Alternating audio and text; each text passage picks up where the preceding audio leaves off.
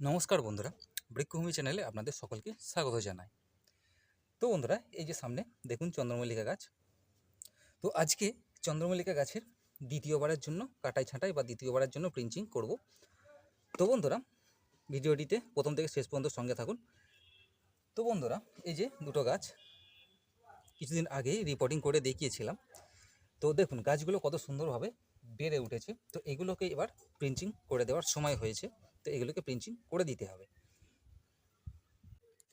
তো বন্ধুরা, এখানে একটা কথা বলে রাখি, এই যে চন্দ্রমল্লিকা গাছের সময়ে সময়ে প্রিঞ্চিং না করলে তাহলে কিন্তু গাছটা খুব বেশি ঝাঁকড়া হবে না, আর ঝাঁকড়া না হলে কিন্তু ফুলও বেশি হবে না।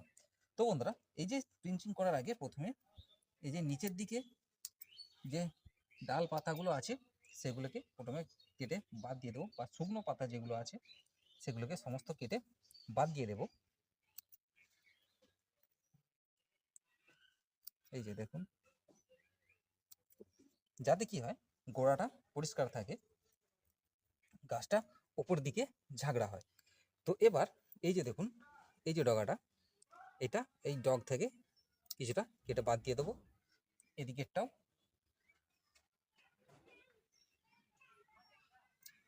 এই দেখুন এতটা করে কেটে বাদ দিয়ে দেবো। এই যে দেখুন, এটা হয়ে গেল। এই যে আর একটা আছে, এটাও দেখুন কত সুন্দরভাবে বেড়ে উঠেছে। তো এগুলোকেও কেটে, মানে এই যে ডগাগুলো আছে ডগাগুলো কেটে দেব।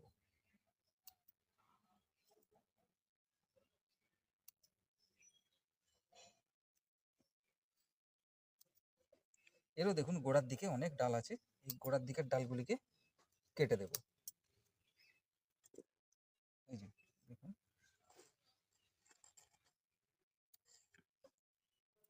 গোড়ার দিকের ডালগুলিকে কেটে দিলাম। তো এর সঙ্গে সঙ্গে এই যে দেখুন, এই গাছগুলো দেখুন কত সুন্দরভাবে বেড়ে উঠেছে। যে নিমরিচ একটা সার, নতুন সার যেটা আমি ব্যবহার করেছিলাম, যেটা একদম সম্পূর্ণ জৈব সার, দেখুন এইগুলোর কত সুন্দর বেড়ে ওঠার সঙ্গে সঙ্গে এই যে গোড়ার দিকের এগুলোও কিন্তু বেড়ে উঠছে। তো এইগুলোকে কেটে দেবো আগে, কেননা এই গোড়ার দিক থেকে যদি কোনো ডালপালা বেরোয় তাহলে কিন্তু উপরের দিকের ডালপালা খুব বেশি বাড়বে না।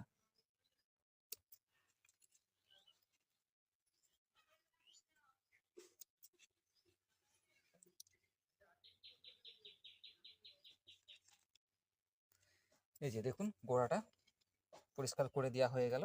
তো এবার এই যে ডগাগুলো আছে দেখুন, এটা কত লম্বা লম্বা ডগা হয়ে গিয়েছে। এই যে দেখুন কত লম্বা হয়ে গিয়েছে এটা। তো এবার এইটা এই দেখুন কেটে,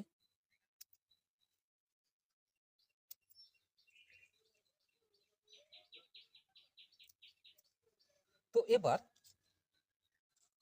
যে নিমরিচ দিয়ে এই রিপোর্টিং করেছিলাম সেই নিমরিচের কিছু দানা এই টবের মধ্যে দিয়ে দেব। সেটা কিভাবে দেব, এই যে একটা কাঠি নেব, কাঠি নিয়ে এইভাবে দু সাইডে গর্ত করে নেব। নেবার পরে এই যে দেখুন সেই নিমরিচের প্যাকেট,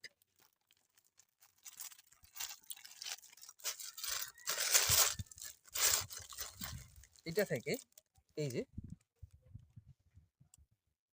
বড় বড় দুটো দানা এদিকে একটা আর এইদিকে একটা দিয়ে দেব। এটারও তাই করব।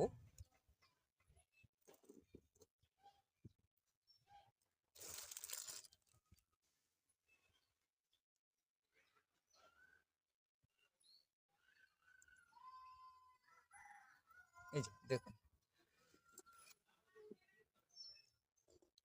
তো এবার এতে অল্প পরিমাণে, একদম অল্প পরিমাণে জল দিয়ে দেব, কেননা মাটিটা একটু ভিজে আছে।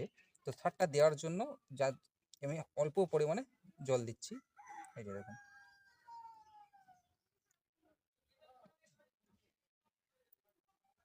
এই যে দেখুন অল্প পরিমাণে জল দিলাম, যাতে এই সারটা ভালোভাবে মাটির সঙ্গে মিশে যেতে পারে, আর শিকড় থেকে এই গাছের শিকড় এই মাটি থেকে সারটা নিতে পারে। তো বন্ধুরা, এই যে চন্দ্রমল্লিকার কিন্তু এখনও প্রচুর ধাপ বাকি, বা প্রচুর স্টেপ এখনও আমাদেরকে পেরোতে হবে বা ধাপ পেরোতে হবে। তো সমস্ত আমি একে একে ভিডিওর মাধ্যমে আপনাদের সামনে তুলে ধরার চেষ্টা করব, বা অবশ্যই করব। তো তার জন্য চ্যানেলটি অবশ্যই সাবস্ক্রাইব করে রাখবেন, আর বেল আইকনটা অবশ্যই প্রেস করে রাখবেন, যাতে সমস্ত ভিডিও নোটিফিকেশান সবার আগে আপনার কাছে পৌঁছে যায়।